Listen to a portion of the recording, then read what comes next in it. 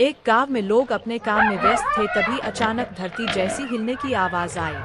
सबकी नजरें उस ओर गई और उन्होंने देखा कि गांव की तरफ एक बहुत बड़ी बिल्ली आ रही है, जो एक भारी भरकम आदमी से भी 4 गुना बड़ी थी। उसके चमकते हुए आंखें और भारी कदमों की गूंज सुनकर गांव के सभी लोग हैरान रह गए। डर के मारे कोई अपने घरों में भागकर दरवाजे बंद कर लेता है, तो कोई खिड़की से सहमकर झांकता है। बच्चे अपनी माँओं से चिपक कर रोने लगते हैं। वह विशालकाय बिल्ली बिना किसी को नुकसान पहुंचाए पूरे गांव से होकर निकल जाती है और सीधे दूसरी तरफ जंगल की ओर चली जाती है। उसके जाते ही गांव में सन्नाटा और खामोशी छा जाती है।